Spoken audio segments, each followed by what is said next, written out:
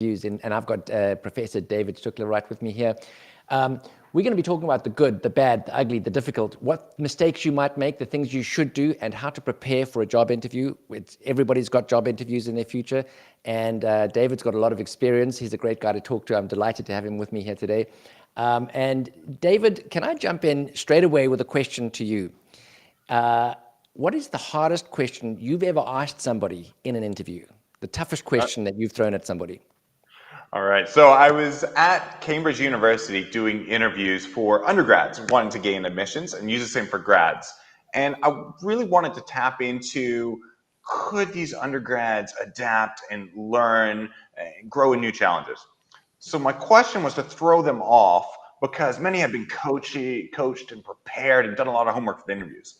So I asked them, how would you know if you were wrong? Interesting. So Tricky many you would question. see, like they just got hit between the eyes, like they had just seen a ghost, because none of their coaching had prepared for it. And to admit that they were wrong in an interview was almost like falling on your own sword. Yeah. So I love this one, and it really tested their ability to adapt to something they didn't expect. That. What about you, Greg? Have you had a moment where something like light bulb went off, interview that was really good? Somebody said something that left a lasting impression on you? Yeah, I remember I was building a team at the World Health Organization when I was working there, and I had two candidates. They were both equally good. I mean, they were both absolutely outstanding, great CVs, came across really well. They were articulate, they had a lot of experience, and it was very difficult to distinguish between the two in terms of who would be a better candidate for the particular role. We were working in the access to medicines area, and I can't remember what the question was that I asked, but the particular candidate came out and told us that she had created a blog many years ago on access to medicine, in which she had been building up over the years, and she'd built up a community on the subject matter. She'd done all of that in her own time, outside of the context of formal employment. And I remember just being struck by the fact that for this person, this particular issue, access to medicines, it wasn't just a job, it wasn't just an academic interest, this was a personal vocation. She was committed to the subject matter in a way that was quite remarkable.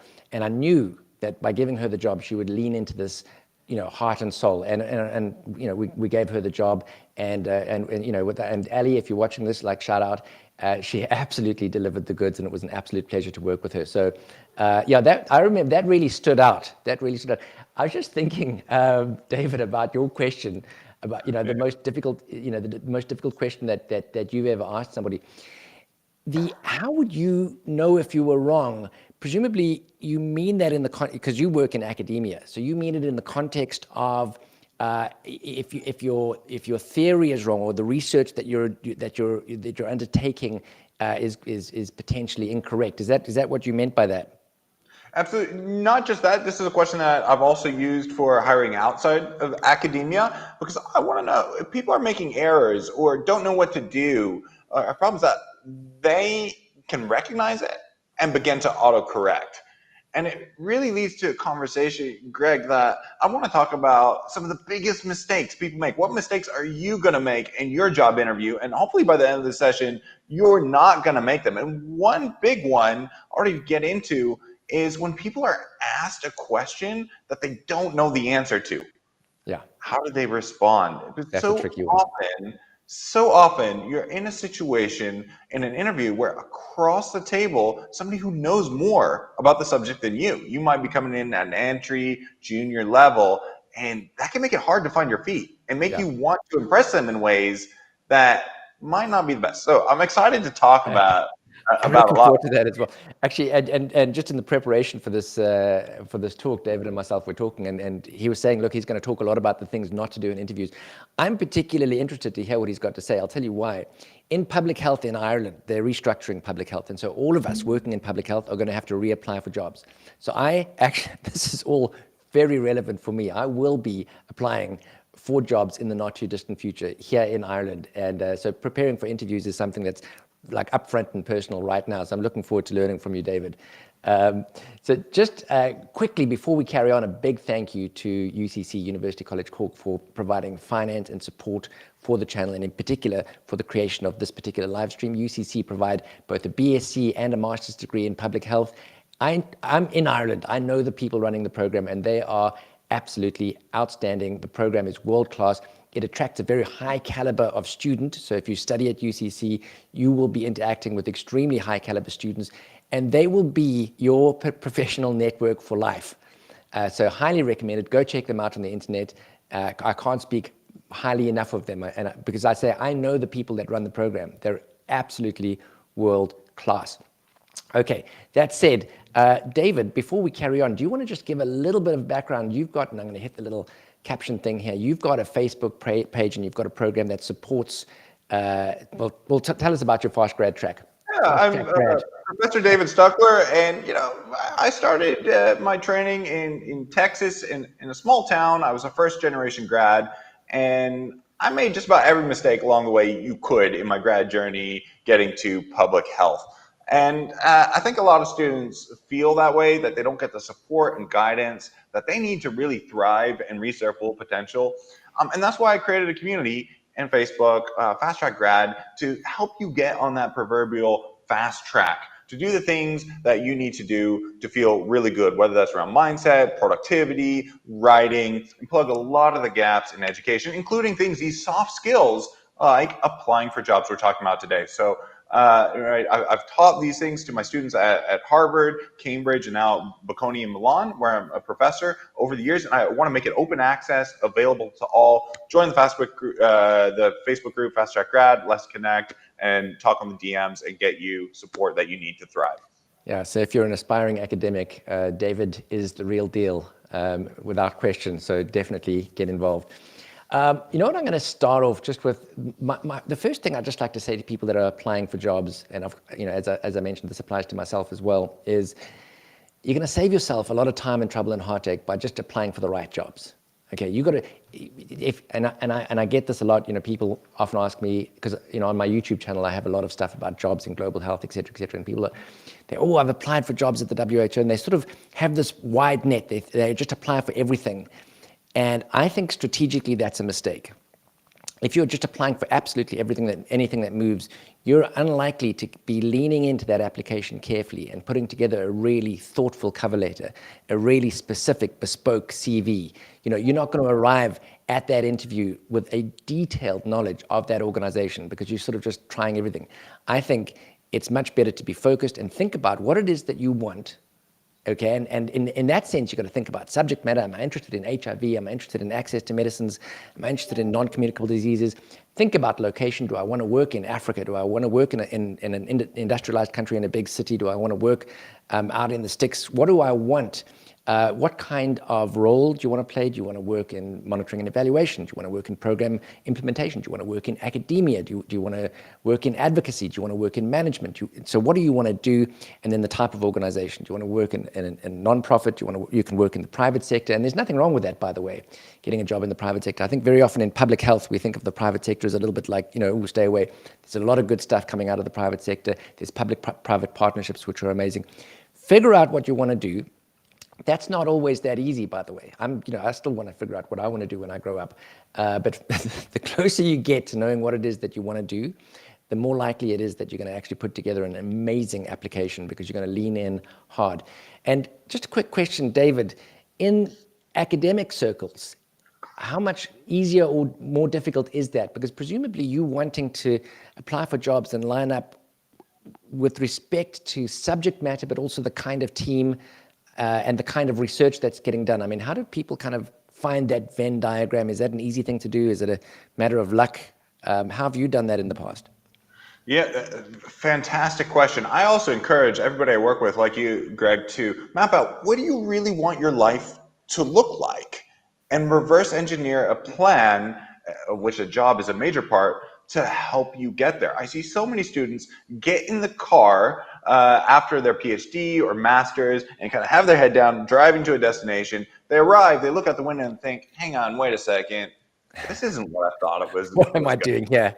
This is where I want to be. And then they're in a mid-career transition, shift, pivoting, that just might not have been the optimal path. So really doing that homework, Greg, I'm so glad you mentioned it, because often our schools are a little bit like conveyor belts. We're going to just stuff education into your mouth. We're going to train you. But this side of actually, you're wanting to construct your best life. And the job is you're going to spend about 8 hours a day doing it. I hope you are blessed like Greg. I know you and I are, do what you love every day, to where we would do this even if we were not well remunerated to do so. So I think some people do have very variable experiences depending on where their mentor, if they have a mentor, you really need one. If you don't have one, points them to, and how well they're prepped for that next step. The academic path, we could talk a lot about this, is going to be a little bit different preparing for an academic interview. Some of the guiding principles are the same as you might be going to a postdoc and try to get on a tenure track kind of line. So there's definitely not luck, but a lot of hard work that goes behind the scenes that sometimes people paint themselves as effortlessly glided one success to another. But there's a lot that goes in. Yeah. That's for sure. That's for sure. You know, something, and again, just in the build-up, and I've got a couple of little points that I'm going to make in the build-up to, and I think where this conversation is going to get really interesting, David, is when I start asking you about mistakes that people make in interviews, because, you know, and I know that's something you've thought about, and I think that's going to be really juicy. So if you're watching this, stick around. There's nuggets to come. But just on the theme of making sure that you apply for the right job, and I'm also just going to emphasize network like crazy. So think of your interview and your application for jobs as part of a bigger process. You're thinking about your career, and a big part of identifying those right job opportunities is going to be about your professional network. Even knowing about opportunities that are out there is often going to be a function of who you know, who you're in contact with. They will be recommending to you, hey, look, there's a good job, why don't you apply for that? You might find, and this has happened before, that, you know, if you network broadly enough, every now and again you land up, you know, on the other side of the desk being interviewed by somebody that you know very well and that knows you very well. And let me tell you what, that doesn't hurt at all. You know, because you know, you're going in there and that you're already a bit of a known quantity, which is a good thing. So network like crazy, play the long game. People often ask me, well, how do you network? And I'll give you this is the 10-second answer to that, in my opinion. Right? Identify leaders or people that you'd like to be in contact with in your area of interest. That's not too difficult, right? You can find them on LinkedIn. You can read their papers. It's not too difficult to get in touch with someone. You can go onto LinkedIn. You can find them. You can send them a message, right? This is my advice. Make that message short. If you send them a long message, they're not going to read it, or they're just going to be annoyed. Send a nice short message and include in that message a little question that's not too difficult to answer, because you're giving them something to respond to. And if you really want to play the game, let's say they've written a paper, read their paper and ask a question about their paper. I mean, just demonstrate an interest in the work that they've done. Ask a really carefully thought through question, and or ask for some advice. You know, people like to be the hero, and believe me, 9 times out of 10, you're going to get a reply. You know, if you formulate the question quite nicely and you keep the message to them kind of short, and then you've got a relationship. Even though it's tenuous, it's just you've got some kind of a connection with the person. You're not emailing them saying, "Can I have a job?" Because the chances are, at that point in time when you're asking that question, they don't have a job to give you and they don't know you. So what kind of answer are you expecting to that sort of question? Rather, form the relationship, get in touch. Then don't bother them with 1,000 emails after that. Just keep in touch maybe once every 6 months, send a follow-up, something. Allow your network to grow, and with time, believe me, that expanded network pays dividends. So expand your network like crazy, play the long game. Now, let's talk about, and one more thing that I was just going to say is know everything about the organization that you're applying for, too. David, I imagine that you've done this very well, because you've been in academic circles. You'll have gone in there really understanding the job. On this. I want to bookend that point about networking. There's a cliche that most of your job opportunities and connections are going to come from your second order contacts. It's not just those. And you can think about your networks on Facebook, LinkedIn, and socials. It's right at the second order. Reflecting personally, that's been really true for me. Not my closest connections like Greg, but Greg's friends, who I then get in the link to or find a network about. So in a way, by establishing your network, just these few connections can really multiply, because you're putting on the radar who you are, what you do, so that when you've got a mastermind like Greg, who happens to be looking for the right in that role, I say, by the way, I have this great person in my network. And this really lubricates the job market, oils the hinges, and helps get matches in the right place. So you want to get your name in people's minds when these opportunities start to come up. So I think of it as kind of planting seeds. You may not have a big ask from your network right now, but you do want to be, hey, I'm doing this fantastic stuff, and just get your name on the radar. I like a lot what Greg said too, keeping it short. I also have a principle that I have a great series on how to find mentors. You might have some strategic people you want to link to. I have a great video training on that in the Facebook group. So check that out on mentors. Let me know. We'll link you up with it. But really, I like a principle is to make that message about them. And that gets people's attention. And Greg, you said an article or something. How can you? So many people. I even have an I to you ratio that I calculate when reaching out to people. I get an email from somebody saying, "I do this, I do that. I want you to know about this." I think, man, am I dealing with a narcissist on the other end of the line here? As much as you can, tilt the conversation to be about them. What's in their interest? What's their benefit? I think we'll come back to that a bit later, Greg. I think that's kind of nice. And I actually, until you said it, I had never thought about what you've just said about, most of your opportunities will come from second order network.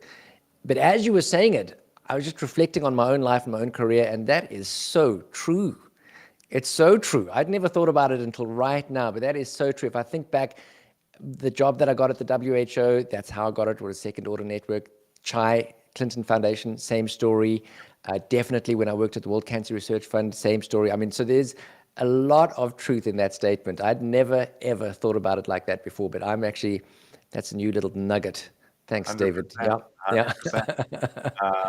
So, Greg, and you're saying here, knowing everything about the organization you're applying to, you hit a big mistake that I see people make, just stumble in, well, they like me, but the real winners in job interview processes, like you said, they know why they're going there, and part of that is they've done their homework. Tell us a bit about what homework they need to do.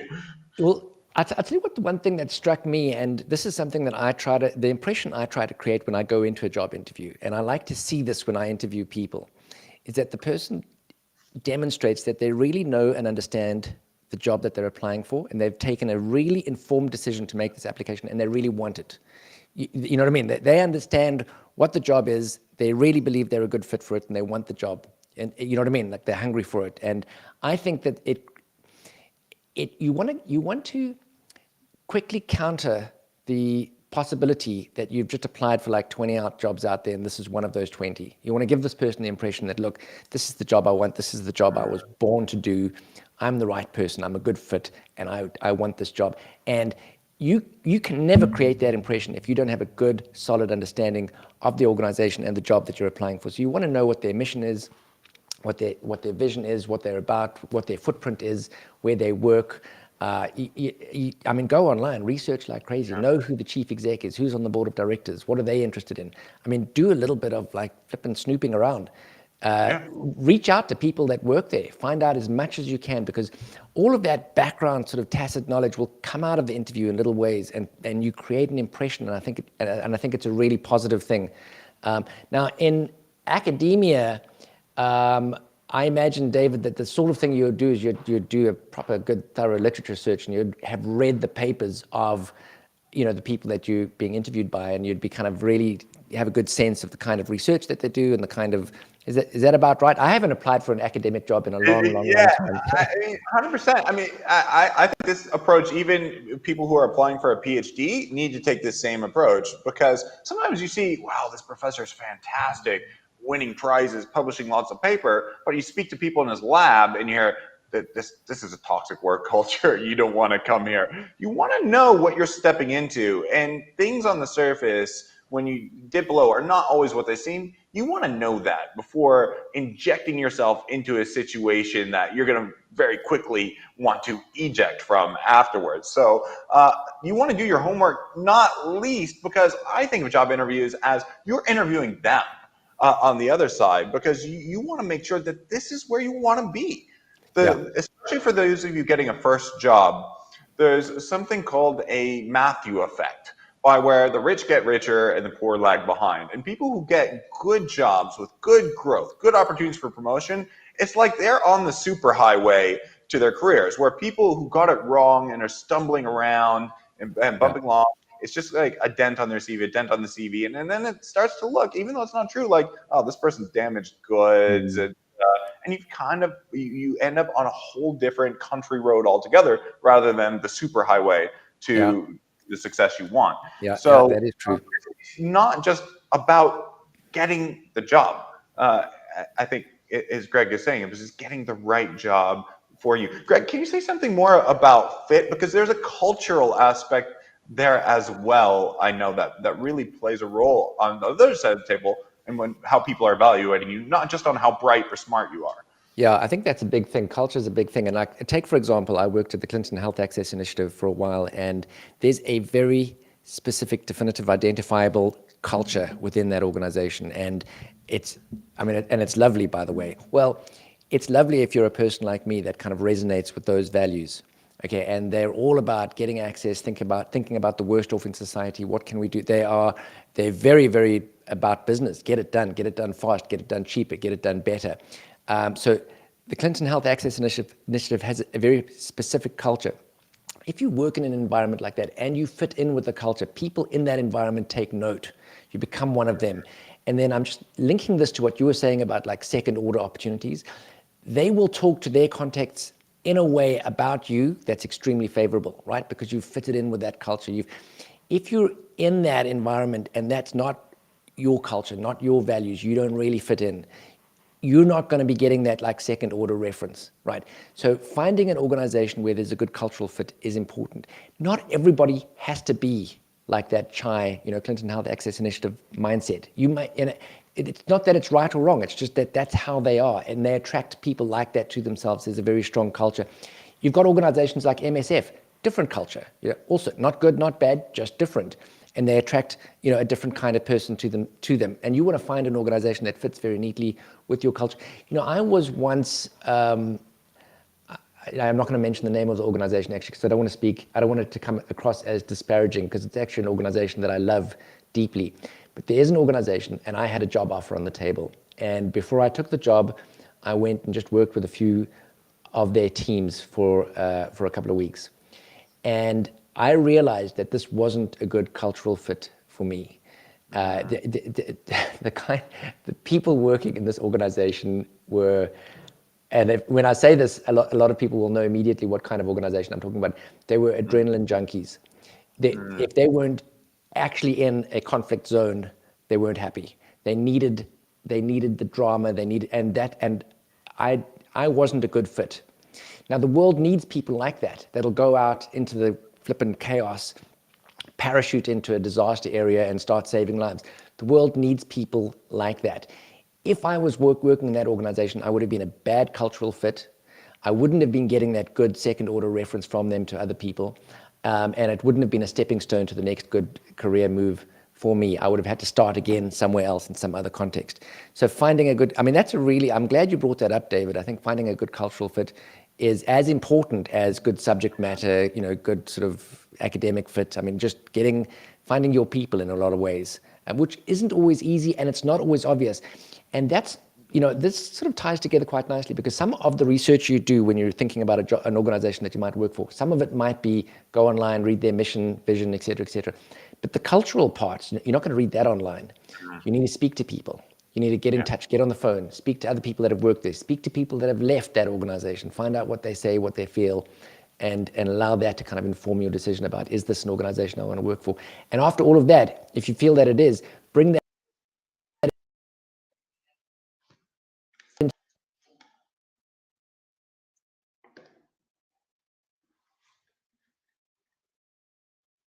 the conversation in the interview.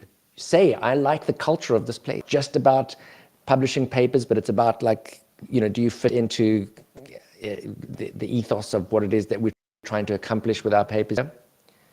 100%. There are different, especially in academia, you'll have different camps that emerge in fields. People who have a vision and a research agenda for what they want to do. And I've seen researchers, for example, some people do think that to deal with alcohol, you need to cooperate with the alcohol industry. Personally, I think there's a fundamental conflict of interest. If somebody applies to my team saying, I really believe collaboration with the alcohol industry is key, you could be fantastic at what you do, you're not going to fit with our team intellectually. You're just going to push swimming upstream, and you're looking in the wrong place. So you do want to also be aware of what agenda you, especially as an emerging academic, you're wanting to grow a branch of the field that you're known for. And I ask my students, what do you want to be known for? And you want to find an institution that's going to support you to build yourself into an intellectual leader in that space. That is a lovely question. What do you want to be known for? David, you're full of nuggets. Full of nuggets today. Except all flattery. Thanks. But that's why we're doing this together. We always learn a lot from each other on this program, Greg. But that's really true, because I don't want my students to just be a part of somebody else's ship. And there are, in the academic world, assistant professors, sometimes called assistant professor for a reason, because they get dumped on. And they're expected to maybe do the assistant professorship work of some of the full professor faculty. And not every institution is like that, but you need to know that. If your race and clock or way you're going to get tenure is because you have to kind of jostle around and play the political game with the senior faculty who make tenure decisions in the department, or is there going to be a clear-cut path? They're going to give you space to breathe and actually encourage you to grow in what you're good at, what you're passionate about, and what got you into the field and making a difference in the first place. Interesting. And David, we're going to get to your list of what not to do in an interview in a second, and I'm desperate. I'm actually so keen to get to that. That's what I want. You're so full of nuggets today. I want to like that's. It's so fun. Yeah. What mistakes are you? What mistakes can you make? But before we get there, this is another one of the do's. Before we get to the don'ts, another one of the do's is read the terms of reference carefully. Right. You want to read the job description very carefully, and then for the competencies that are described in that job, in your preparation for the interview, you want to create a narrative around each of those competencies. And the narrative should look something like this. And this applies to this is kind of, in public health, this is what we'd often look for. I would like to see you say, this is the problem I was faced with, and the problem needs to somehow connect in with the competency that you're trying to demonstrate. This is what I did. Okay, it's got to be, this is what I actually did. You got to have demonstrated that you did something, not that you thought about it, or this is the problem, this is what I did, and this was the result, this is the outcome, this is how that it translated into these outputs. And then here's the nugget. You want to talk about how you would apply that competency to this job, right? So you want to demonstrate, I understand what the outputs of this job are, what the requirements of this job are.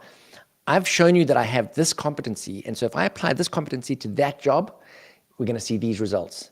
And you can be quite explicit about that. When in this role, I expect to be able to accomplish A, B, and C with this competency. And if you can talk, so any question about a competency, you want to have that kind of answer, but you won't be able to think of an answer that's that sophisticated on the fly. You have to have prepared. So you want to have seen those competencies up front in the terms of reference and given a lot of thought to each of them and how it is that you're going to build this narrative around, this is the problem I solved, this is what I did, these were the outputs, and this is how to apply that competency in the context of this job. So you've got to think about it up front. Don't think that you can just do that on the fly. It takes a lot of prep. I'm not sure if the exact same narrative would apply in the context of academia, David. Would it be?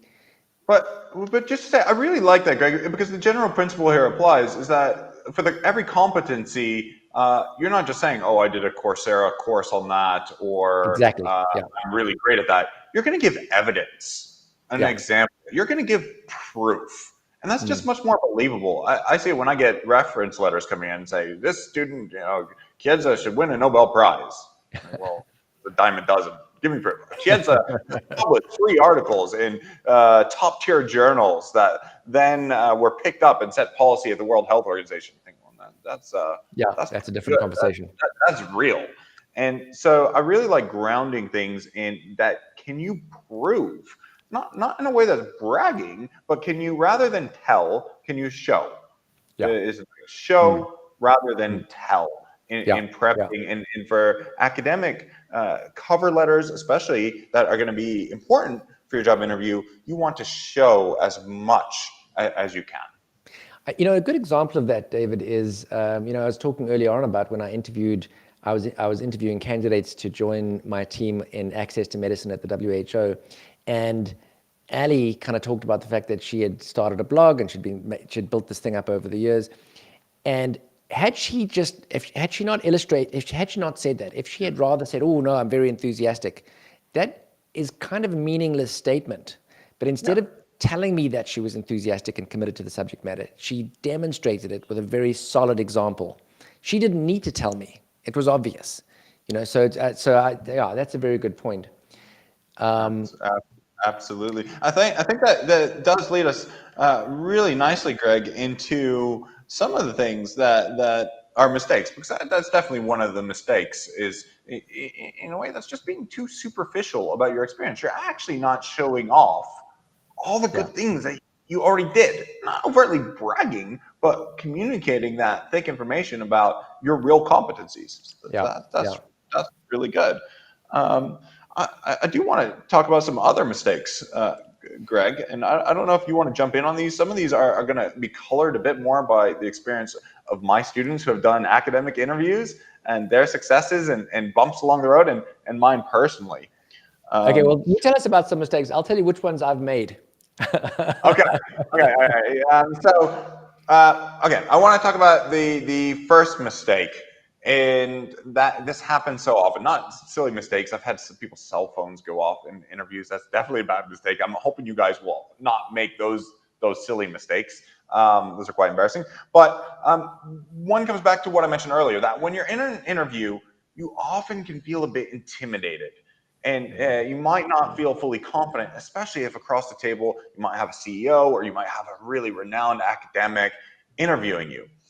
And the temptation is to try to impress them. And they may ask you to describe your work or talk about a topic, and in trying to impress them, you make the mistake of slipping into using fancy jargon Yeah. that they could just poke holes and see right through that. This is not making a whole lot of sense. So in Okay, an I've effort made to that mistake. you What actually just stick to try. that? I've done that. I've done it. So first possible mistake you can make, I've done it. I can think of examples. So You've done that. I can think of examples of myself too, where it was earlier on in my career, and I was just trying to hide my inexperience yeah, through fancy word, and it was just like smoke. It was just you could easily just push it away and see through it. The second mistake is, and this is often related to that, is you often might get a question that you don't know the answer to. yeah, And so many people starting out, they are afraid to admit that kind of weakness. And so they just try to effectively just bullshit a bit.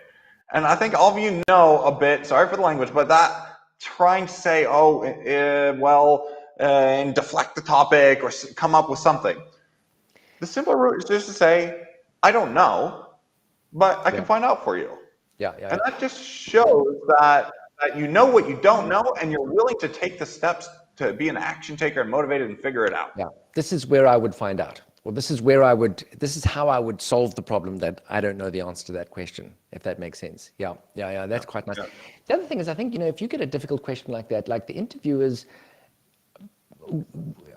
for the most part, aren't intending to trip you up. And if they ask a question, and some of the time you don't know the answer to the question because the question's been asked in a way that's a little bit ambiguous, and and if you just point out the fact that, look, like, I'm not quite sure what the answer to that is, on that subject matter, this is what I can tell you. And if you're going way out of line, they'll kind of guide you back. Look, for the most part, interviewers want you to do well. They want to see you put your best foot forward. They want to see the best of you so that they can compare the best of you with the best of the other candidates, right? They're not wanting to trip you up. Yeah. So I think if, as David says, if you get a question and you don't know the answer, just be very frank, be very comfortable with that fact.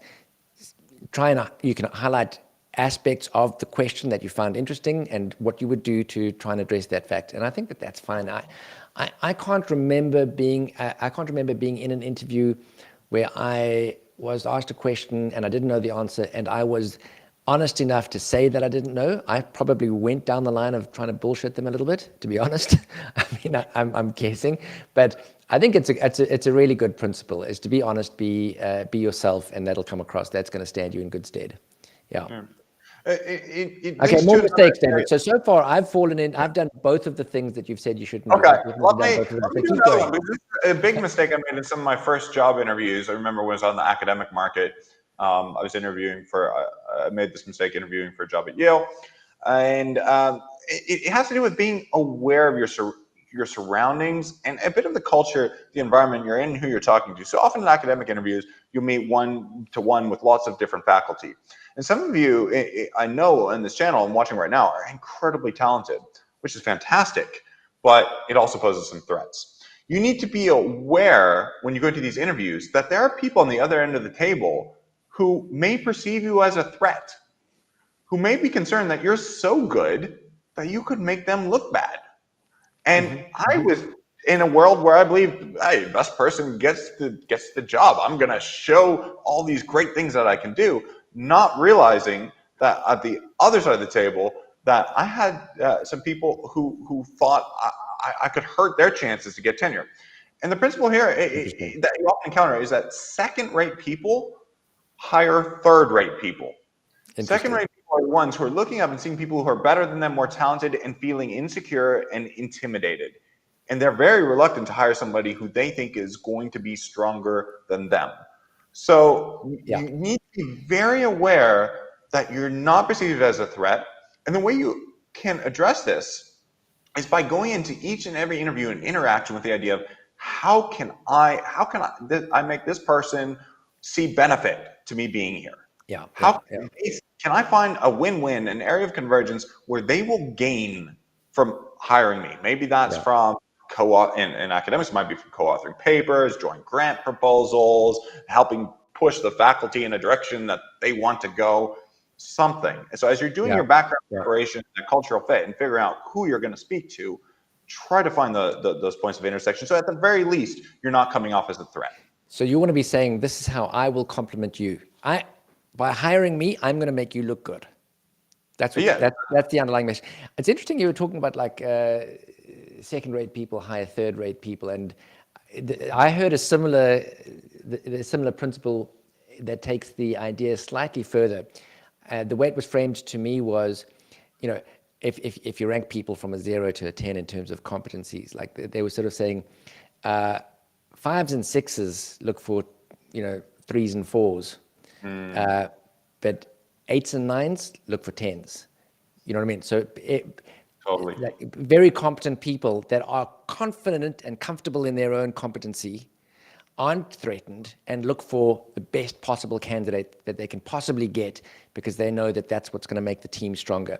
People that are a little bit kind of off balance and not quite sure about themselves suddenly might feel threatened by a very strong candidate. And if you're in that situation where you're the candidate and the person that's interviewing you is a 5 or a 6, the message you want to give them is, I will compliment your work. I am going to make you look good. That's the message. And that's an interesting point. Okay, so more mistakes, David. I like that a lot. Greg, could you say, I see you have prepare opening closing statement. That actually links to a very important mistake. So I think.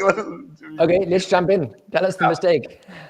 No, pick that back up, because I know you prepared something on that. Well, all I was going to say about this is, and actually before we went live, David and myself were talking about this, and he was saying like, that you can sandwich things. You want to create a good impression at the beginning and a good impression at the end, right? And everything in the middle, probably doesn't matter too much if you can get those two things right. But usually at the end of an interview, there's an opportunity to say something that's off-piste, right? That's not a response to a specific question. And they'll often give you that opportunity by saying, do you have any questions for us? And if they say, do you have any questions for us? You don't have to have a question. You can have a question. There's nothing wrong with that. You may have one. But you can use that to have something that you've already prepared up your sleeve. You've got it ready, a statement that you're going to make. So they say, do you have any questions for us? You could say, look, I don't have a question, but there is something I'd like to say, right? They're not going to stop you there. They're going to let you say it. And then that gives you an opportunity to kind of say the things that weren't part and parcel of an answer to a question that they've asked you. You might want to say, look, I've got an excellent work ethic. I know the subject matter. I'm committed to what you guys are trying to do. I get on well with colleagues. And if you employ me, I'm going to flip and knock this out of the park. You can say that. and then the end of interview, thank you for your time, high five, I'm out of here.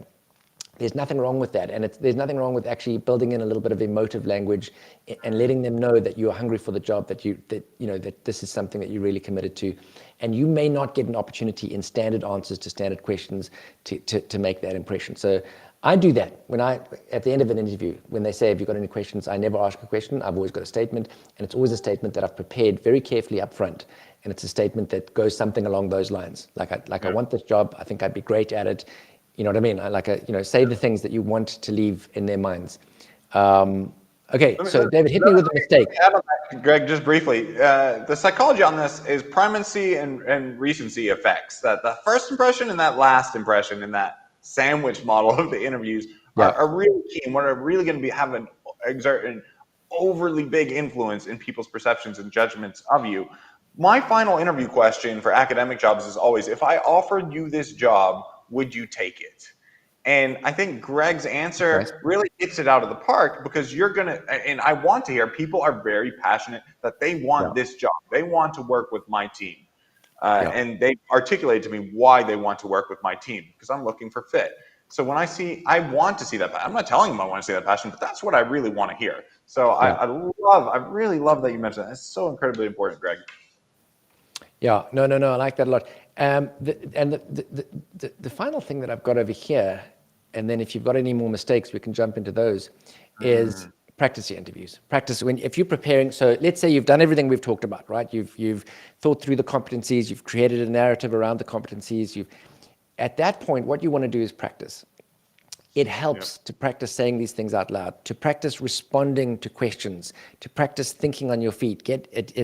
And even if in the past you've interviewed well and it's never been a problem, in the build up to an interview, re-practice. Just get that skill back up and running, because it really, really makes a difference. I've definitely found in interviews where I've done a lot of practice up front, and practiced answering questions, even questions I know the answers to, and I know that I know the answers to, just practice. It makes the world of difference. It means you go into the interview, and where there's a question that you've prepared well, you're so comfortable, you give the answer, you've practiced giving it, that gives you the mental space to deal with the questions that are difficult.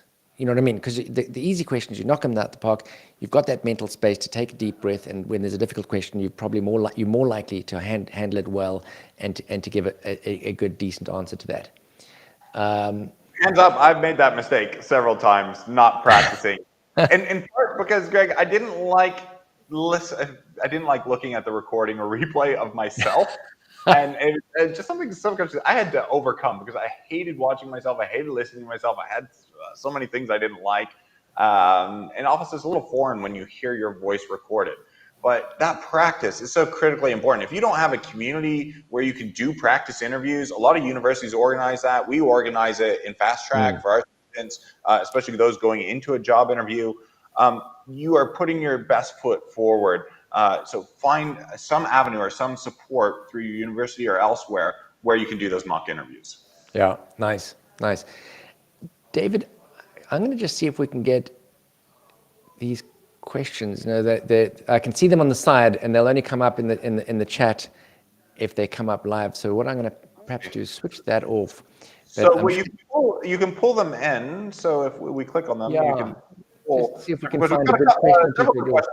In the chat from YouTube and LinkedIn. Hang on, I've got to change glasses for this. While you're working on that, Greg, let me pull one of these questions out. Yeah. Here's one from Leslie Smith. Are there any do's and don'ts for the short presentation within the interview? So I think that's a really good question, Greg. Right at the beginning, if you have an opening statement, I know that's one you've thought a lot about. Okay, so I've got a slightly unusual view on presentations. So, well, it's not that unusual. I've got a big don't. This is what I think is a big mistake. Okay, don't prepare slides with lots of words. This is my reasoning. And this is for interviews, but this is for presentations in general. People can't focus on you and listen to what you're saying and read your slide. They're going to do one of the two. If a wordy slide that they're reading and you're reading to them is lazy, right? It means you don't have to kind of be comfortable with the subject matter, that you can just speak about it. Instead, what you've done is you've written out what you want to say and you're reading it to them. It's lazy. It doesn't create a good impression. There's just a million reasons.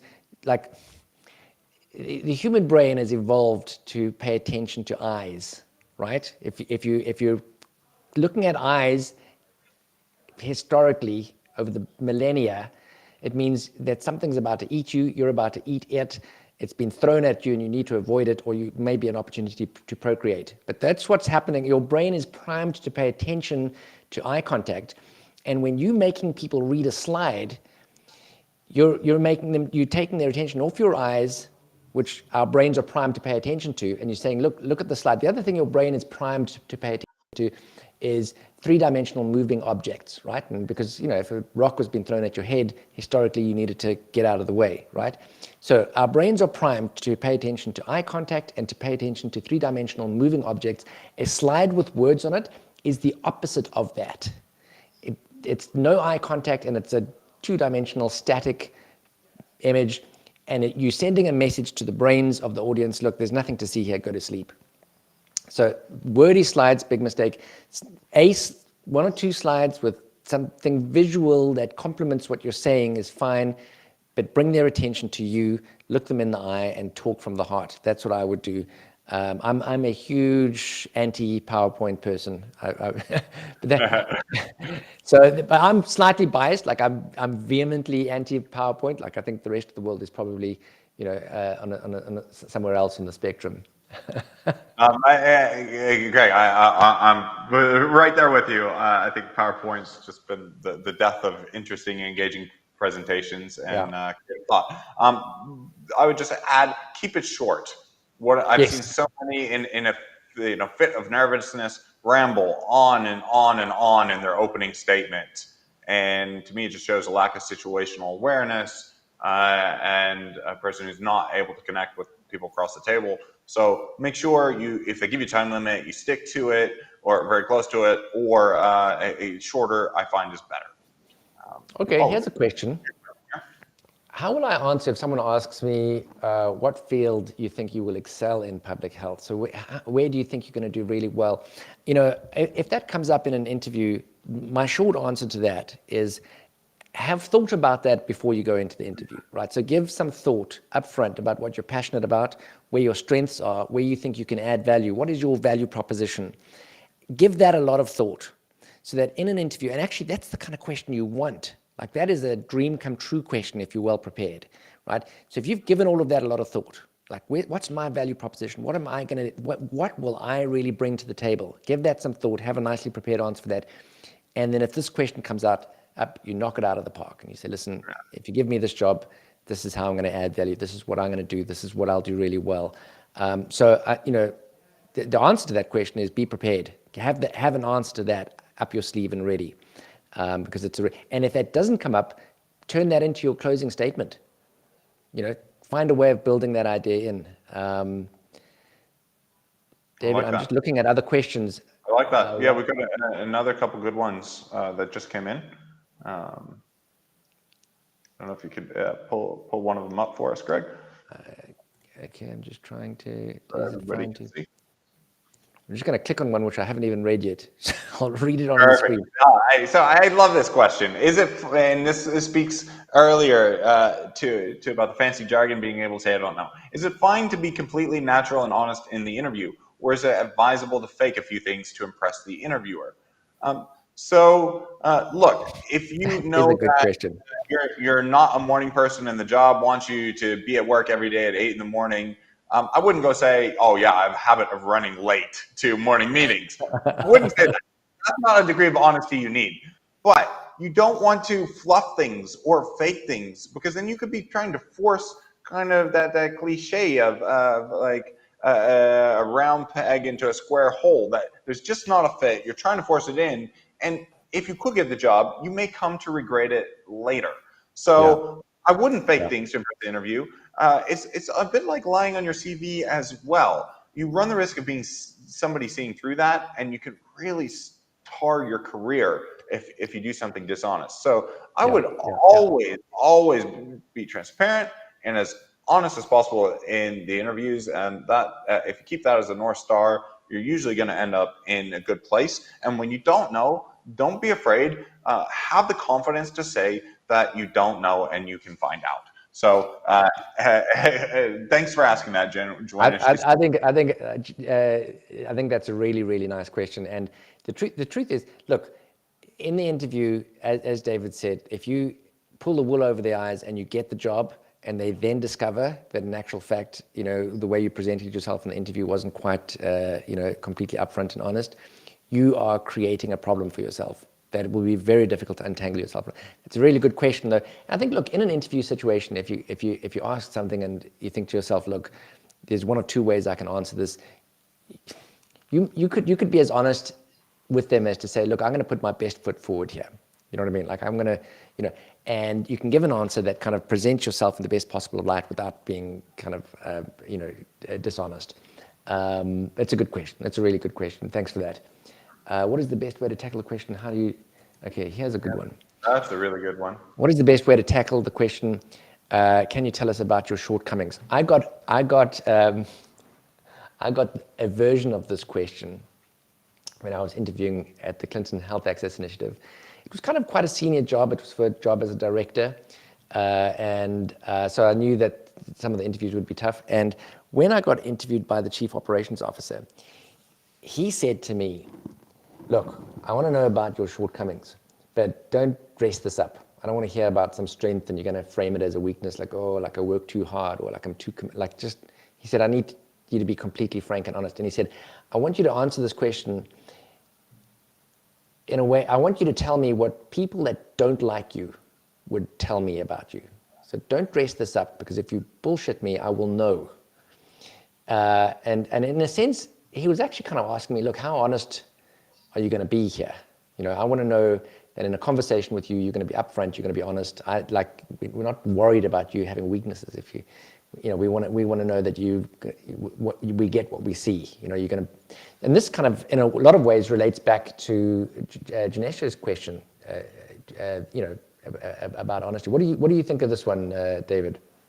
Yeah. So my first impulse, though, is to do what you just said, Greg. Is to talk about a weakness that's actually a strength. That is the conventional response.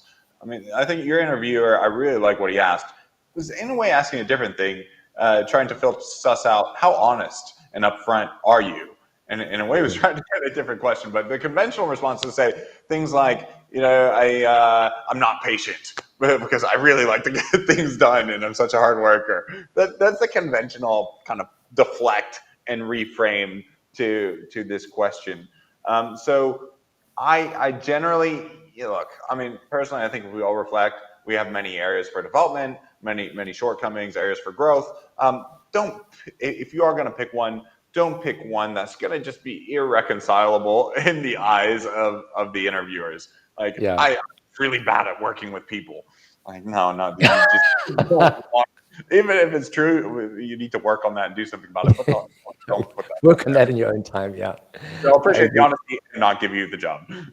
Yeah. He has a similar one. How to answer the money question. And I'm guessing that question is how to answer the question about how much you want. Like they're asking you what your expectations are. I think that's what this question is. Look, most jobs that advertised what the remuneration is made explicit. So but there may be jobs in which that's not the case, and they may ask you what it is you expect to earn. Again, look, and if that conversation might translate into what it is that they actually pay you, I would err on the side to tell them what you really want, because you will regret lowballing that answer if that translates into a salary that's below what your expectations were. If you ask for more than they're prepared to give, they'll tell you. They'll just say, well, we can't afford that, but what about this?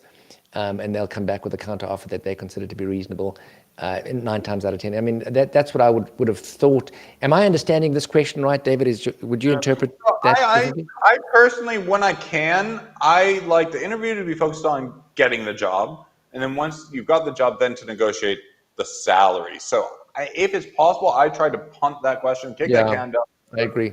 Offer you the position, because The position itself, salary is one component of the package that you have to consider. So what I like to do, if it's not one that I would bring up personally in the interview, you have a job, neither would I. salary is going to be in the range that you could live with. I wouldn't apply to a job that you have zero intention to take. So always apply to jobs that you would take it in theory if it was offered to you. So in general, and even if you get an offer there and then on the spot, which can happen, I would not get into money right away. I would thank them for the offer, and you want to discuss it with your family, and you can get back to them quickly. In terms of the money question, I think a simple answer is I don't like to get into money on the first interview until offer, but if it did, I would punt it and say something to the effect of, look, I'm very passionate about this area, love the opportunity to work with you. Money is an important part of that equation, but I would want to understand too the full picture of the benefits and the package that you could offer me to make the right decision to fully integrate and invest in a long-term future with you. So I would try to kick that can down the road if you can. Yeah, I agree. I think that's the right way to answer this. I'm just looking at some of these other questions. There's some good ones. I'm also looking at the time. We've been at this about an hour, so we probably, you know what I'm going to suggest we do, David. And when you and I can just kind of end off with anything we want to end off with. But there's obviously quite a few questions that are in the comments, and we can, and I'm happy to try and address some of these offline. In other words, these questions will still be on YouTube and in LinkedIn in the conversations, and we can respond in writing wherever we can, and just keep the conversation going in the comment section on the different platforms. This is streaming on YouTube and Facebook and LinkedIn and all over the place. So we'll try and address some of the other questions that we weren't able to get to. But this has been really fun. David, thanks for joining me. This was really, really interesting. I absolutely loved it. Greg, this is also always a lot of fun. And, I always learned a lot from you. And I hope people following along on the replay, reach out, contact Greg or I. Happy to follow up with you, Greg. I know you've got a fantastic membership site where you actually work with people, helping them find the right jobs for them. And I know that can make a tremendous difference to getting on that right career path that can not just be about that job, but your whole career trajectory can be forever changed. I just want to say as well, a bit of shameless self-advertising. We have a fantastic community. Would love to see you be a part. We're right now doing a systematic review training session, step by step, to help people get to their first publication in under 2 months in a high impact peer reviewed journal. You're not going to want to miss that. And Greg, I'd love to do a quick, if we got time for it, a quick recap of kind of the 5 nuggets that I've taken away from this session for preparing for Okay, hit me with the 5 nuggets. So first one, make sure you got a setup to do a mock interview. Practice. Nice. 2, do your homework. Make sure it's the right job, the right fit. Know who those people are going to be on the other side of the table. 3, in the interview, don't fluff, don't bullshit. Don't be afraid to say that you don't know if you don't know, or hide any lack of confidence or area of weakness with fancy jargon. They'll see right through it. 4th, pay particular attention. If you're very strong, as many of you watching this channel, you're motivated, you're action takers, you're probably going to be a strong candidate. Just be aware of the risks and downsides of being too strong, that people could perceive you as a threat. Or as arrogant, right? You don't want to come across as arrogant. Exactly. People who are not confident in themselves sometimes mistake confidence for arrogance. And finally, don't forget that sandwich model. You want to make a brilliant first impression and leave with a strong closing statement so that you've really kind of bookended your presentation on a very strong footing. Take advantage of that closing statement, as Greg suggests, to leave your interviewees with the best impression of you. Yeah, that's a nice summary. Good. I love it. Awesome. Thanks, David. Listen, this has been fun. For those of you that haven't connected in with David on Facebook, his group, if you're an academic, an aspiring academic, David is the real deal. I mean, remind me, David, I think you've got like over 600 publications in peer-reviewed journals. It's thanks. I can't embellish. No, it's over 400, and a few books. 600. Potato. I'm basically like the research assistant for the people who I work with. I love seeing grad students thrive and realize their full potential, because there's only so much I can do. But if I can reach the lives and help empower a next generation of grads to make a difference, we can collectively have a bigger impact on the world. Good man, good man. Listen, thanks everybody. It's been really good connecting in, and we'll see you again same time. Well, not same time, same place, because we don't know when the next one will be, but we'll do another one soon. We'll plot. Take care.